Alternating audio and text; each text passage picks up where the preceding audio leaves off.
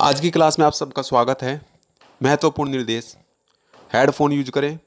पूरी वीडियो को कम समय में देखने के लिए वीडियो को 1.25x पर देखें। चैनल को लाइक करें, शेयर करें, सब्सक्राइब करें और साथ ही बेल आइकन पर क्लिक कर दें। चलिए शुरुआत करते हैं आज की वीडियो को। हम बात कर रहे हैं अधिगमकर्ता के रूप में विकास और इसकी यूनिट नंबर फर्स्ट है। Unit number first.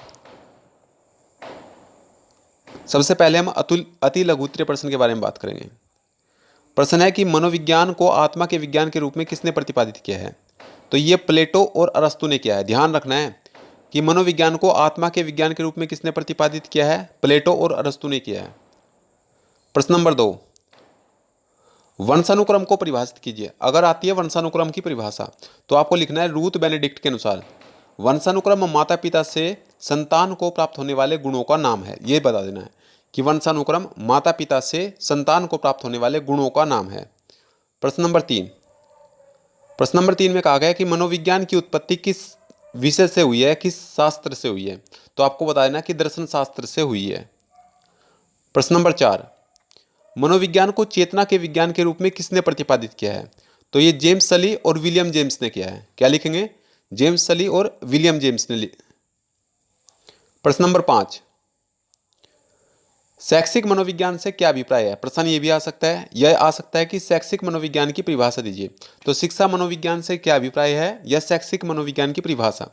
तो आपको क्या लिखना है, जितना लिखा जाएगा उतना लिखना है कि शिक्षा मनोविज्ञान मनोविज्ञान की वह शाखा है जो शिक्षा संबंधी समस्याओं के विवेचना करना, विश्लेषण, उस पर विश्लेषण करना और समाधान पर चिंतन करती है। यानी कि समाधान कैसे होगा इसके बारे में सोचना। कोलेस्निक के अनुसार, कोलेस्निक ने एक परिभाषा दी है शिक्षा मनोविज्ञान की। आप इसे लिख सकते हो कि मनोविज्ञान के अनुसंधानों और सिद्धांतों का शिक्षा के क्षेत्र में प्रयोग ही शिक्षा मनोविज्ञान है।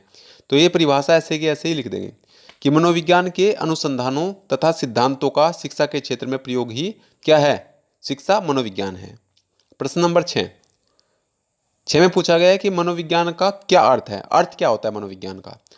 तो मनोविज्ञान का अर्थ क्या होता है? मनोविज्ञान एक ऐसा विज्ञान है जो न केवल मानव वरन पशुओं के व्यवहार का भी अध्ययन करता है। यानी कि मानव का तो अध्ययन करता ही करता है, उसके अलावा वो पशुओं के व्यवहार का भी अध्ययन करता है। और इस अध्ययन के अंतर्गत, इसके अंतर्गत व्यवहार के उन समस्त पहलुओं को सम्मिलित किया जाता है। व्यवहार के उन समस्त पहलुओं को सम्मिलित किया जाता है जो व्यक्ति के मानसिक, शारीरिक और संवेगात्मक पक्ष से प्रभावित होते हैं। मतलब तीनों पक्ष से प्रभावित होते हैं, मानसिक पक्ष से भी, शारीरिक पक्ष से भी और संवेगात्मक पक्ष से भी प्रभावित होते हैं। प्रश्न नंबर 7, प्रश्न है कि मनोविज्ञान व्यवहार का धनात्मक विज्ञान है। ये किसने कहा? ये कोटेशन किसका है, यह स्टेटमेंट किसका है? मनोविज्ञान व्यवहार का धनात्मक विज्ञान है। तो ये वाटसन का है। ध्यान रखना है कि वाटसन का है। प्रश्न नंबर 8, अंतर्दर्शन विधि इंट्रोस्पेक्शनल मेथड क्या है। सवाल अगर आ गया कि इंट्रोस्पेक्शनल मेथड क्या है या अंतर्दर्शन विधि क्या है, तो आपको बताना है कि एक ऐसी विधि है जिसमें व्यक्ति स्वयं अपनी मानसिक स्थिति का अवलोकन करता है। कोई भी व्यक्ति अपनी खुद की मानसिक स्थिति का अवलोकन करेगा, अपनी स्वयं की मानसिक क्रियाओं का निरीक्षण करता है, अपनी मानसिक क्रियाओं की जांच करेगा, निरीक्षण करेगा उसका, और अपनी अनुभूतियों का स्वयं ज्ञान प्राप्त करता है। प्रश्न नंबर 9, शिक्षा वह प्रक्रिया है जिसके द्वारा व्यक्ति के व्यवहार में परिवर्तन किया जाता है। शिक्षा वह प्रक्रिया है जिसके द्वारा व्यक्ति के व्यवहार में परिवर्तन किया जाता है। किसने कहा? तो ये जेम्स ड्रेवर ने कहा। छोटे छोटे प्रश्न है, फटाफट याद हो जाएंगे आपके। प्रश्न है कि शिक्षा और मनोविज्ञान में संबंध बताइए। तो इसमें आपको लिखना है कि शिक्षा का प्रत्येक क्षेत्र मनोविज्ञान के द्वारा प्रभावित होता है। शिक्षा का हर क्षेत्र मनोविज्ञान के द्वारा प्रभावित होता है। स्किनर ने क्या कहा? स्किनर के अनुसार कि मनोविज्ञान शिक्षा की आधारशिला है। मनोविज्ञान क्या है? मनोविज्ञान शिक्षा की आधारशिला है। प्रश्न नंबर 11, अगर सवाल आता है कि शिक्षा शब्द के अंग्रेजी अनुवाद यानी कि एजुकेशन की उत्पत्ति किस शब्द से हुई है, तो ये लैटिन भाषा के एजुकेटम से हुई है। किससे? लैटिन भाषा के एजुकेटम से। प्रश्न नंबर 12, पिछड़ापन मापने की इकाई क्या होती है? तो पिछड़ापन मापने की इकाई होती है शैक्षिक लब्धि। क्या होती है? शैक्षिक लब्धि होती है। प्रश्न नंबर 13, प्रतिभाशाली बालक से क्या तात्पर्य है? यानी कि प्रतिभाशाली बालक किससे कहते हैं? तो इसमें कोलेसनिक की परिभाषा बता देंगे। क्या बताया इसमें? इसमें बताया गया है कि प्रतिभाशाली शब्द उस प्रत्येक बालक के लिए प्रयोग किया जाता है। कौन से प्रत्येक बालक के लिए? जो अपनी आयु वर्ग में किसी विशेष योग्यता में श्रेष्ठ हो। जो अपनी आयु वर्ग में, यानी कि और भी बच्चे उस आयु वर्ग के होंगे तो उनमें वो किसी विशेष योग्यता में श्रेष्ठ हो, जो योग्यता उससे समाज में जीवन के स्तर को उठाने के लिए विशेष योगदान देने वाला बना देती है, तो उसे हम कहते हैं कोलेसनिक के अनुसार। यह परिभाषा लिख देंगे आप प्रतिभाशाली बालक की। प्रश्न है कि प्रतिभाशाली बालकों की पहचान कैसे की जाती है? यानी कि कोई बालक प्रतिभाशाली बालक है तो कैसे पहचानोगे कि यह बालक प्रतिभाशाली बालक है?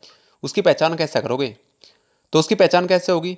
प्रतिभाशाली बालकों की पहचान उनकी बुद्धि से होती है, अभिक्षमता से होती है, सृजनशीलता में क्रिएटिविटी कुछ काम करते हैं, वो निष्पत्ति क्या है, रिजल्ट क्या निकलता है, इन सब के परीक्षण के द्वारा होती है। इसके अलावा उनके माता पिता से आप जानकारी ले सकते हो, शिक्षकों से जानकारी ले सकते हो, मित्रों से जानकारी ले सकते हो, और साक्षात्कार उस बच्चे का खुद इंटरव्यू कर सकते हो, उस बालक का खुद इंटरव्यू कर सकते हो। तो उससे उसकी प्रतिभा के बारे में पता चल जाएगा कि बालक प्रतिभाशाली बालक है या नहीं है। फिर प्रश्न पूछा गया है प्रश्न नंबर 15, किस प्रकार के बच्चों की बुद्धि लब्धि 85 होती है? किस प्रकार के बच्चों की बुद्धि लब्धि 85 है? तो मानसिक रूप से पिछड़े बालकों की बुद्धि लब्धि कैसी होती है? 85 होती है। तो ध्यान रखना कि 85, 90 से कम क्या हो गए? मानसिक रूप से पिछड़े बालक ही होंगे। 90 से कम यानी कि 85 बुद्धि लब्धि किसकी होगी? मानसिक रूप से पिछड़े बालकों की होगी।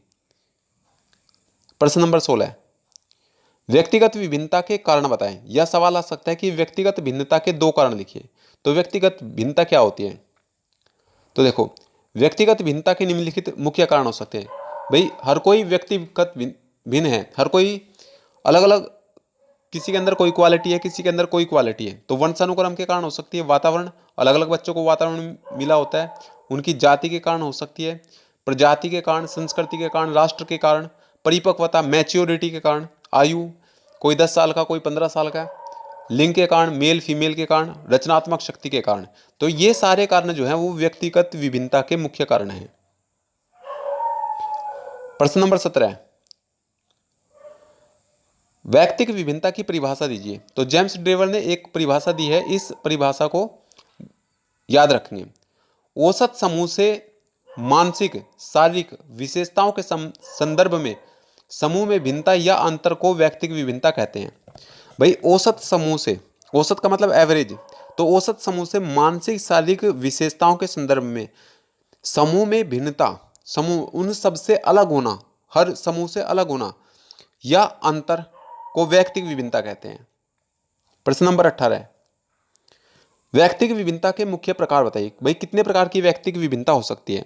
तो व्यक्तिगत विभिन्नता के मुख्य प्रकार हैं, जैसे शारीरिक विभिन्नता, शरीर से सबकी बॉडी अलग होती है, नाक कान सबके अलग अलग होते हैं, तो डिफरेंस होता है, चेहरे से पहचान लेते हैं कि ये है, तो शारीरिक भिन्नता। मानसिक भिन्नता, हर किसी के सोचने की अलग अलग भिन्नता होती है। व्यक्तित्व में भिन्नता, सबकी अपनी पर्सनैलिटी अलग होती है। रुचि और दृष्टिकोण में भिन्नता, कोई कोई काम करना चाहता है, कोई अलग काम करना चाहता है, तो इंटरेस्ट किसी और में हो सकता है। दृष्टिकोण, अलग अलग दृष्टिकोण होता है। भावात्मक भिन्नता, और इसके अलावा योग्यता में भिन्नता, योग्यता भी अलग अलग होती है। प्रश्न नंबर 19, प्रतिभाशाली बालक की प्रमुख समस्या क्या है? भाई अगर कोई बालक प्रतिभाशाली बालक है तो उसकी समस्या क्या है? तो ध्यान रखना है कि प्रतिभाशाली बालक की समस्या निम्नलिखित होती है। कौन कौन सी होती है? एक तो घर में समायोजन की समस्या, जो प्रतिभाशाली बालक है वो घर में भी समायोजन नहीं होगा उसका, विद्यालय में भी समायोजन की समस्या रहेगी, और समाज में भी समायोजन की समस्या रहेगी। तो समाज में भी समायोजन की समस्या होगी। कम से कम 3 पॉइंट तो ध्यान रखने हैं भाई, घर में समायोजन की समस्या, विद्यालय में समायोजन की समस्या, और समाज में समायोजन की समस्या। प्रश्न नंबर 20, व्यक्तिगत भिन्नता शब्द का प्रयोग किस मनोवैज्ञानिक ने किया? जब भी व्यक्तिगत भिन्नता शब्द का प्रयोग पूछेगा कि किसने किया, तो यह ध्यान रखना है कि ये गाल्टन ने किया है। प्रश्न नंबर 21, बाल अपराध क्या है? क्या होता है बाल अपराध? सोचो अपने मन में, बाल अपराध क्या होगा? तो किसी बालक के द्वारा ऐसा व्यवहार जो असामाजिक और असंतुलित हो, जो असामाजिक और असंतुलित हो एवं समाज के नियमों का उल्लंघन करे और हानि पहुंचाता हो, शांति भंग करता हो, बाल अपराध कहलाता है। भाई बाल अपराध में ये सारी चीजें तो होंगी, बालक होगा, असामाजिक कारण होंगे उसके, असंतुलित उसका माइंड होगा, समाज के नियमों का उल्लंघन करता होगा, किसी को हानि पहुंचाता होगा, दूसरों के मन की शांति भंग करता होगा। ये सब क्या है, बाल अपराध के कारण है। प्रश्न है कि NIVH का पूरा नाम क्या है? तो NIVH का पूरा नाम होता है national institute of visually handicapped. National institute of visually handicapped, NIVH। और कहां पर स्थित है? देहरादून में स्थित है। प्रश्न नंबर 23, NIOH का पूरा नाम लिखिए और बताइए कि किस शहर में स्थित है। तो अगर NIOH की फुल फॉर्म आती है तो national institute of orthopaedic handicapped. ये तीनों शब्द तो ऐसे ध्यान रखने हैं, national institute of orthopaedic handicapped. और कहां पर स्थित है? कोलकाता में स्थित है। देखो इसको ध्यान रखना, अगर आता है कि NIHH का पूरा नाम लिखिए, किस शहर में स्थित है, तो NIHH क्या होता है? National institute of hearing handicapped. National institute of hearing handicapped, NIHH। कहां पर स्थित है? मुंबई में स्थित है। कहां पर स्थित है? मुंबई में स्थित है। अगर आता है कि NIMH का पूरा नाम क्या है, तो NIMH होता है national institute of mental handicapped. Mental handicapped कहां पर स्थित है? सिकंदराबाद में स्थित है। तो मेंटल सिकंदराबाद में स्थित है। प्रश्न नंबर 26, किस प्रकार के बच्चों की IQ 100 होती है? तो किसकी होती है? सामान्य बच्चों की IQ 100 होती है। तो ध्यान रखना, कोई भी बच्चा है वो 100% सामान्य है, इतना ध्यान रख लेंगे। तो 100% सामान्य है यानी कि IQ कितनी होगी? 100 होगी, ऐसे याद रख लेंगे। प्रश्न नंबर 27, अंधे लोगों की भाषा का नाम क्या है? तो अंधे लोग किस लिपि का प्रयोग करते हैं? ब्रेल लिपि का प्रयोग करते हैं। प्रश्न नंबर 28, मनुष्य में अंतर्निहित पूर्णता की अभिव्यक्ति करना ही शिक्षा है। किसने कहा है? स्वामी विवेकानंद जी ने कहा है। भाई मनुष्य में अंतर्निहित पूर्णता की अभिव्यक्ति करना ही शिक्षा है, किसने कहा है? स्वामी विवेकानंद जी ने कहा है। या फिर अगर आती है कि शिक्षा क्या है, शिक्षा की परिभाषा आती है, तब भी आप लिख सकते हो कि मनुष्य में अंतर्निहित पूर्णता की अभिव्यक्ति करना ही शिक्षा है। Thank you for watching. Like, comment, share and subscribe. जहां तक फैलाना चाहते हो वहां तक फैला दो।